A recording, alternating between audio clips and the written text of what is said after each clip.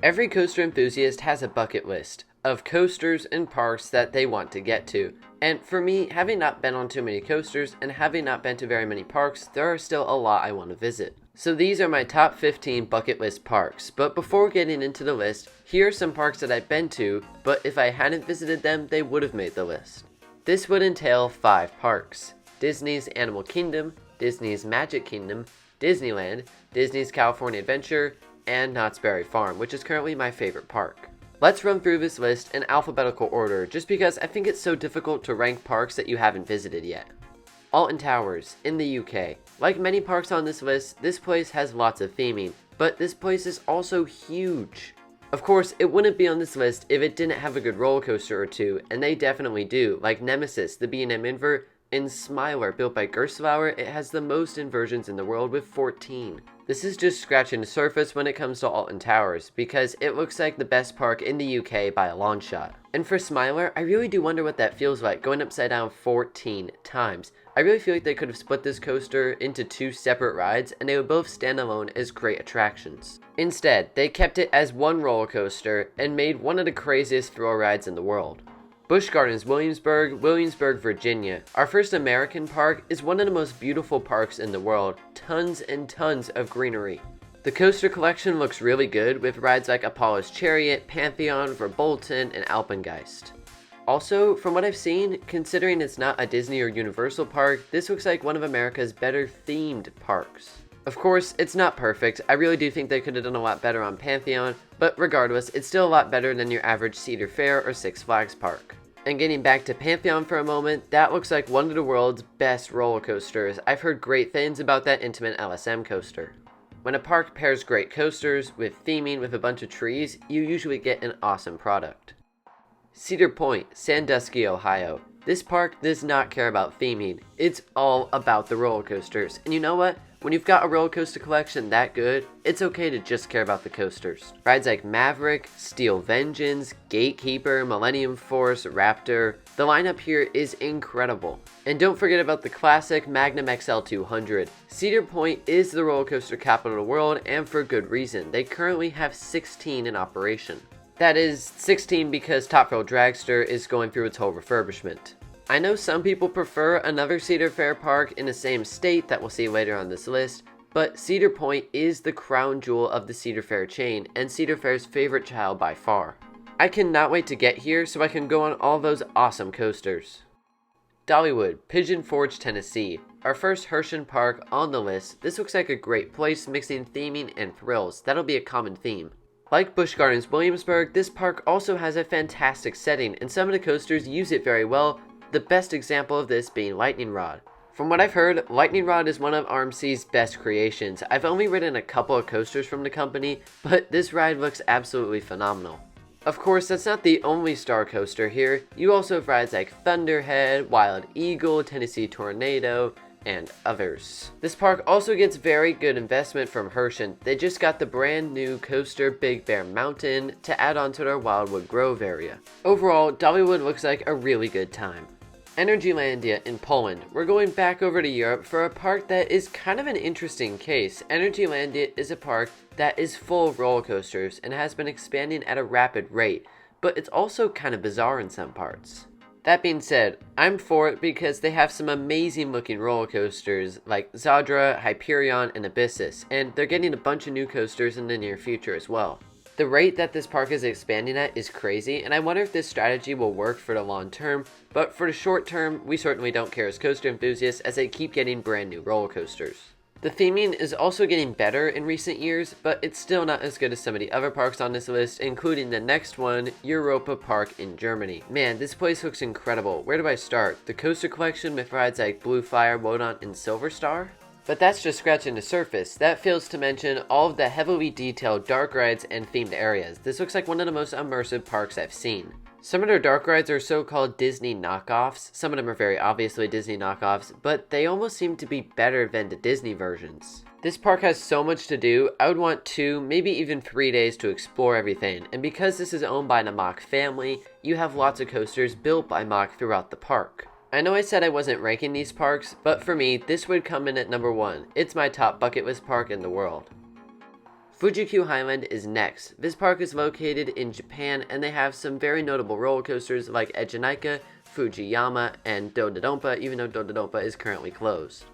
Also, you can't leave out Takabisha, which was formerly the world's steepest coaster before TMNT Shellraiser. I honestly don't know what the level of theming is like at this park, but when you have a coaster collection that good, I think it probably can compensate. We're talking about some of the world's best roller coasters. For Ejinika specifically, that looks like one of the world's best thrill rides, and I can't wait to get on that one day. Islands of Adventure, Orlando, Florida. In case you're wondering, I want to note that I'm including specific parks on this list, not resorts. Otherwise, I would include the entire resort. But since we're just covering parks, Islands of Adventure is going to be the one nominated from this resort. This park seems to have it all. Their roller coaster collection is superb, featuring but not limited to one of the world's best in Velocicoaster. Between the onboard audio, the amazing layout, the comfortable trains, I've heard this is the best coaster in Orlando, at least arguably. There are so many great coasters in Orlando. Of course, since it's a Universal park, it also has great theming and is run like a dream. I'm not sure what's typically regarded as the best Universal park in the world, but this one has got to be into consideration, I would think. With all the amazing things this park has to offer, I don't know how it couldn't be. Kings Island, Mason, Ohio. This is the other Cedar Fair park that I mentioned earlier would be on the list, also from the state of Ohio, and this park has a lot of similarities with Cedar Point. For example, the roller coaster collection is one of the best in the country, maybe the world. Also, like Cedar Point, this park gets continuous investment, the latest example of this being Orion, the B&M Giga Coaster. This park also has an awesome setting with lots of trees, leading to some of the best night rides with Mystic Timbers and the Beast specifically. It's interesting to hear countdowns of this park's coasters because there's usually the same top 5, but the order changes dramatically. That's one reason why I don't think there's a clear standout coaster at this park. There's just so much quality and lots of quantity too. Parc Astrix in France. This park looks amazing, but I actually haven't seen too much on the place. Even still, the little I have seen is enough to convince me that I should go here. They have a great top 3 in their coaster collection with Tenaire de Zeus, Tuotatis, again I have no idea how to pronounce that, and Osiris. This park always seems to have really good theming. I mean, look at this projection mapping on a family coaster, that's awesome. The question is Parc Astrix better than Disneyland Paris? I don't know, but Disneyland Paris didn't make the list, partly because I've been to other Disneyland parks that are very similar. But regardless, Parc Astrix looks like a really good theme park. Phantasialand in Germany. Where do I start with Phantasialand? Ever since I first saw a video of this park, I've wanted to go here. The place isn't too big, but the immersion and theming of this park is almost unmatched. The crown jewel of the park is probably FLY, the Vekoma Flying Coaster. This is a launch flying coaster and it looks incredible, and how it's worked into the Rookburg area is insane. Klugheim with Terran twisting around it is very similar, and that Intamin launch coaster looks like a good time as well. Phantasialand just does theming so well, and they pack so many good attractions into a small space. As I said earlier, Europa Park is my top bucket list park, but I keep going back and forth between this and Phantasialand, so Phantasialand is my number 2 bucket list park. Phantasialand just looks so neat, and I could talk about it all day, but we have a few more parks to get to on my bucket list. PortAventura in Spain. Our final European park for this video, PortAventura is yet another one of those parks that blends theming and thrill rides. Most people seem to view Shambhala as the world's best B&M hypercoaster, and you know where you can find it? Right here at PortAventura.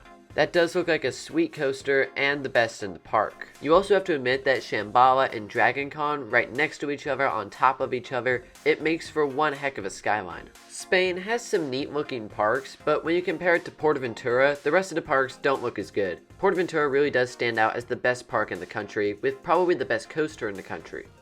Silver Dollar City, Branson, Missouri. Like Dollywood, this park is owned by Herschend, and also like Dollywood, it gets continued investment. But like Phantasialand, the first time I saw a video of this place, I wanted to go there. Their coaster collection is excellent, but the whole place has a Western theme that's very well done.